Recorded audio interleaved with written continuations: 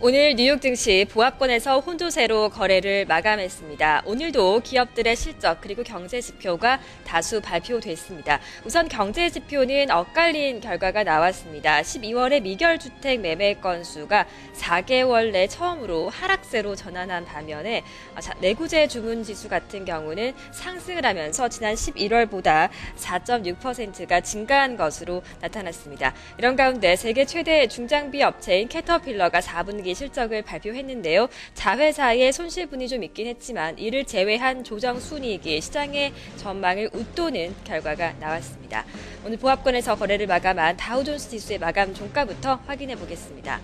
다우 지수 0.1%의 조정이 나왔습니다. 13,882선의 거래를 마감했는데요. 일간 차트의 등락을 함께 살펴보겠습니다. 장중 상승과 하락권을 반복해서 움직이면서 보합권을 중심으로 방향성을 탐색했다는 점을 알 수 있습니다. 장 마지막에 0.1%대 조정으로 마무리를 짓는 모습이었고요. 업종별 역시 혼조 양상이었습니다. 자세한 흐름을 살펴봅니다.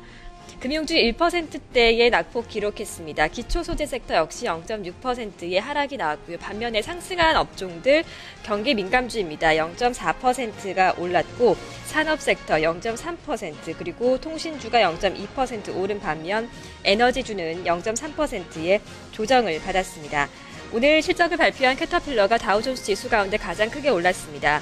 1%가 넘게 오르는 모습이었고 제네럴 일렉트릭과 프록트 앤 갬블 P&G사가 0.9% 정도 올라갔습니다.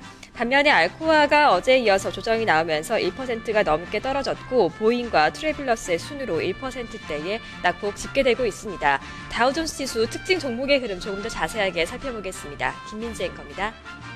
네, 실적이 나온 캐터필러가 실적에 화답하면서 강한 흐름을 연출했습니다. 2%에 가까운 상승률 기록하면서 간밤 거래를 마감했는데요. 특별 비용을 제외한 EPS가 시장 예상치를 뛰어넘었고요. 매출액은 예상에 부합했습니다. 특히 올 하반기에 미국과 중국 시장이 강한 성장세를 보이면서 이에 따른 수혜가 예상된다는 코멘트를 내놓은 점 역시 호재성 재료로 인식이 되고 있습니다. 이어서 나스닥 지수 흐름도 짚어주시죠. 네, 나스닥 지수 많이 오늘 올랐습니다. 종가를 함께 확인해 보도록 하겠습니다. 나스닥 지수 0.15%가 올라갔는데요. 최종 종가는 3,154포인트를 기록했습니다. 이어서 차트의 등락까지 함께 살펴보도록 하겠습니다. 장중 상승권에서 계속 등락을 했다는 점을 알 수가 있고요. 오전장에 잠시 하락권으로 밀려나기도 했습니다. 장중 고점으로는 3,161포인트까지 올라가기도 했는데요. 고점 대비해서 다소 밀려난 구간에서 거래를 마감했음을 알 수가 있습니다. S&P 500 지수 같은 경우는 약보합권에서 거래를 마감했습니다. 종가를 함께 확인해 보겠습니다. 어제 처음으로 5년 만에 1,500선을 회복하는 모습이었는데요. 오늘 마감 종가 1,500선을 유지했습니다. 0.18%가 하락하면서 약보합권에 마감하며 1,500포인트의 거래를 마감했는데요. 차트 흐름을 함께 살펴보시면 보합권에서 계속 지수가 등락했다는 점을 알 수 있고 대부분 약보합권에서 등락을 했습니다. 장중한 때는 1,496선까지 내려앉기도 했지만 1,500선을 지켜내면서 약보합 마감을 했습니다. 이렇게 뉴욕 증시가 보합권에서 오늘 거래를 마감했는데요. 앞서 마감한 유럽 증시 역시 혼조세로 거래를 마감하는 모습이었습니다. 그동안의 강한 반등에 따른 차익 실현 매물이 대거 출회가 되는 모습이었는데요. 먼저 영국의 푸츠백 지수부터 살펴보겠습니다. 영국의 푸츠백 지수는 상승했습니다. 0.16% 오른 6,294포인트의 거래를 마감했는데요. 차트의 등락 살펴보겠습니다. 장 초중반보다는 마지막으로 가면서 상승폭을 크게 키워간 구간에서 상승 마감했음을 알 수 있습니다. 대부분의 업종은 좀 부진했습니다. 그중에서 금융주의 상승이 좀 두드러졌는데요. 0.4% 금융주가 올라갔습니다. 아래 대부분의 업종은 하락을 했습니다. 기초 소재 섹터가 0.4% 밀려났고 통신주와 그리고 필수 소비 섹터 그리고 에너지주 등이 나란히 하락권에서 마감을 했습니다.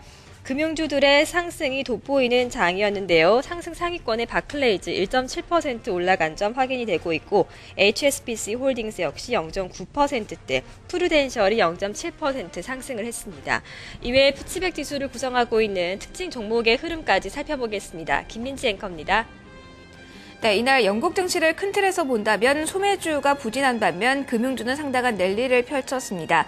개별 악재가 있었던 RBS, 로열뱅크 오브 스코틀랜드조차 상승하면서 거래를 마감했는데요. 장 초반에는 하락 반전하기도 했습니다. 골드만삭스 쪽에서 투자 의견을 중립에서 매도로 하향 조정한 영향이었는데요. 하지만 강한 탄력 받으면서 0.52% 상승 반전에 성공하면서 이날 거래를 마감했습니다. 나머지 유럽 증시 흐름도 짚어주시죠. 네, 계속해서 독일의 닥스 지수를 살펴보겠습니다.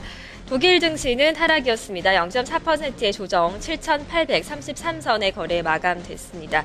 차트의 등락을 함께 살펴보겠습니다. 상승과 하락을 반복적으로 등락했다는 점 알 수 있고요. 장 마지막에 1시간 정도 앞두고 하락 반전한 이후에 낙폭을 크게 키워가면서 저점 라인에서 거래가 마감됐습니다.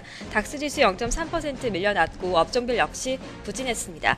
자세한 흐름 함께 살펴보겠습니다.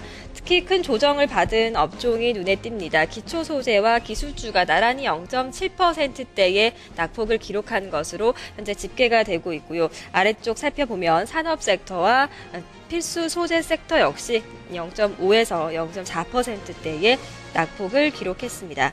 하락한 주요 종목들 좀 살펴보겠습니다. 에온사입니다. 1.6% 하락했고요. 하이델베르크 세멘트사가 1.5%가 밀려난 것으로 집계되고 있습니다. 머크사와 알리안츠 등도 1% 내외의 하락폭을 기록하면서 오늘 거래를 마감했습니다.